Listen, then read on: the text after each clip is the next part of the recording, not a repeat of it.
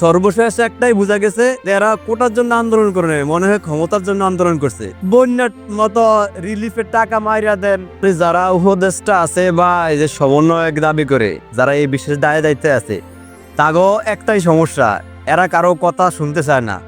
সাধারণ মানুষ কি কয় বা টকশোতে সুশীল সমাজ কি কয় বা রাজনৈতিক নেতারা কি কয়, এসব বিষয়ে তাদের কোনো মন নাই। তারা মানে পিছের দিকে তাকায় না, মানুষের ভাষা বুঝতে চায় না। এটাই হইল প্রথম সমস্যা এই সরকারের আমলে। আপনার এই যে যারা দায়িত্বে আছে, কোটার জন্য একটা আন্দোলন হয়েছে না, এই যে কম বয়সের দুইজন উপদেষ্টা হয়েছে, এরাও তো কিন্তু একটা কোটা উপদেষ্টা হয়েছে। আপনার এই যে রিজওয়ান আহমেদ, এই ভদ্র মহিলাও তো সুন্দরী কোটা উপদেষ্টা হয়েছে। বিশেষ করে ডক্টর এই যে ইউনুস, উনিও তো যুক্তরাষ্ট্র প্লাস জো বাইডেনের কোটায় প্রধান উপদেষ্টা হয়েছে। তো কোটা বাংলাদেশ থেকে বাতিল গেল কই?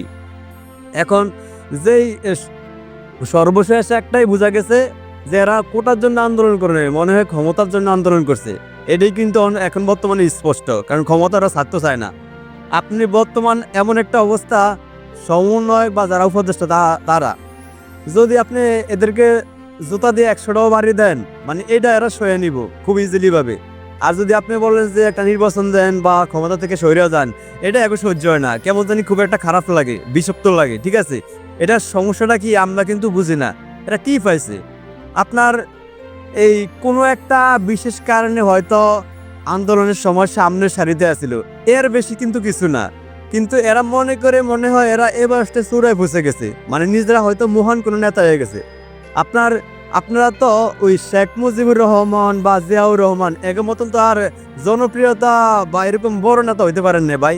এরকম তো কিছু আপনারা হন না যে দেশের মানুষ আপনাদেরকে 2000 বছর মনে রাখবো। এরকম সামান্য পদ্দুরা নেতা হয়েছেন, তারপরে তো আপনাদের এই অবস্থা। পরে যে আপনারা কি করবেন তা আমরা অবশ্যই স্পষ্ট বুঝি। আমরা জনগণ আপনাদেরকে দায়িত্ব দিব কোন ভরসাতে? যারা আপনারা বন্যার মতো রিলিফের টাকা মাইরা দেন, মানুষের টাকা আপনারা ব্যাংকে রাখেন, এই সাধারণ মানুষের টাকা যে মানে রুচিতে বাজে, যারা সাধারণ মানুষের টাকা মারতে পারেন, তারা ভবিষ্যতে যে কি করবেন এটা তো আমরা স্পষ্টই বুঝি।